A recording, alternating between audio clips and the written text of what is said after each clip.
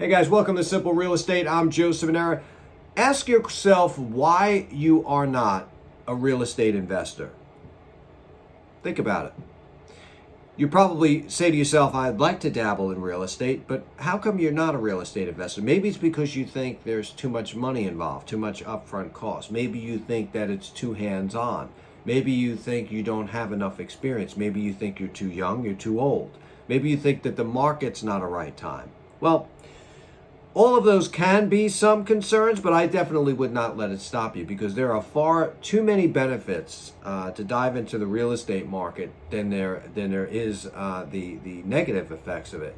Now, when you think of, let's take the first topic that I brought up. Maybe you're thinking you don't have enough money to invest in real estate. I know people personally, like speak to them every couple of weeks, meetings and stuff like that. They buy tax deed sales. They buy them for $1,000. They buy them for $1,500. They put another $5,000, sometimes 10 into it. They got themselves a fully rented house. That same house rents for $1,000. We really should do some math over here. Although this, okay, you got, I'm in a movie here. Okay, now you got, let's say you're spending look at this. Can't even get a good market these days. Crazy. Okay. You got $1,500 is the cost of the house, right? You fix it up. Let's say you're in for it for $10K. Altogether, you're at $11,500. The house rents for $1,000 gross.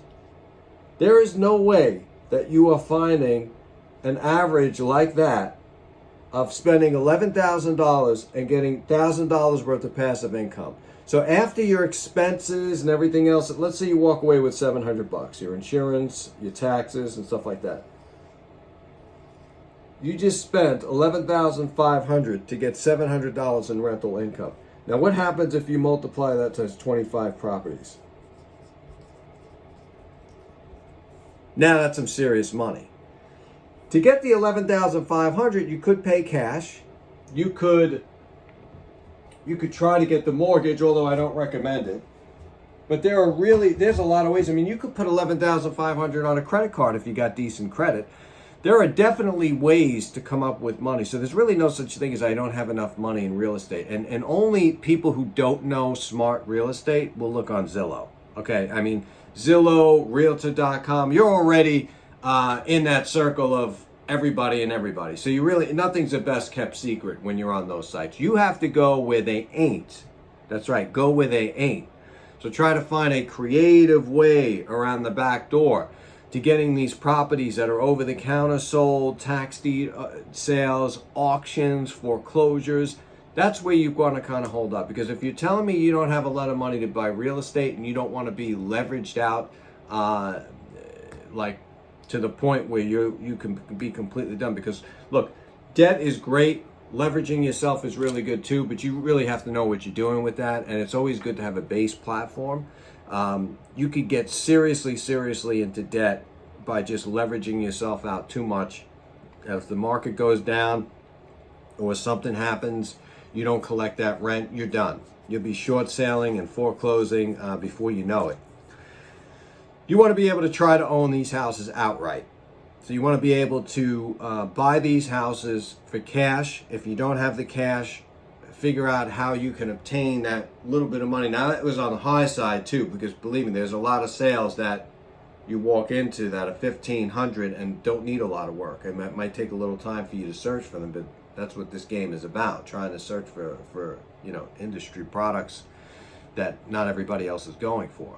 So you spend $11,500 and then you're netting yourself $700. Now, if you do that on 25 properties, that's creating wealth for you and your family. That's creating positive cash flow.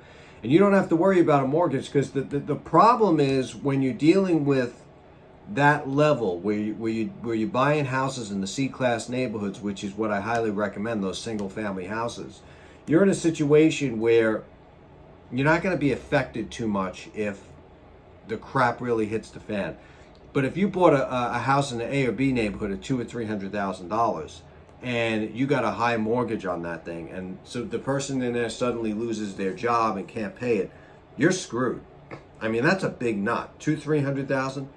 You could own 10 properties, be in there collectively for, let's just say, $200,000.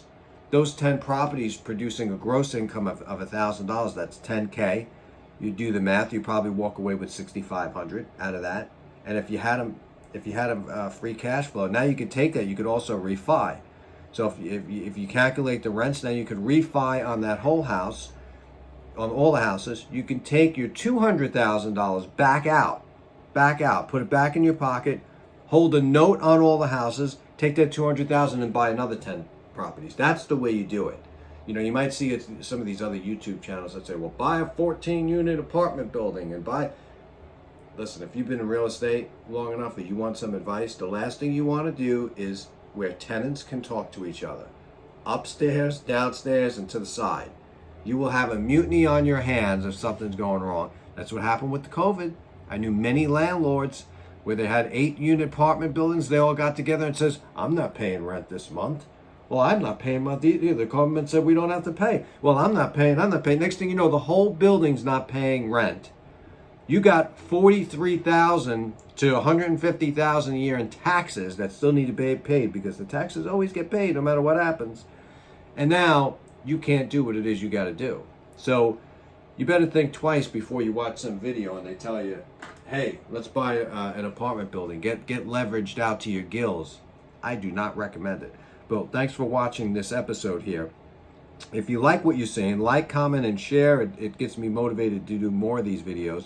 If you're doing anything right with real estate, you're starting with one house at a time, so get started now.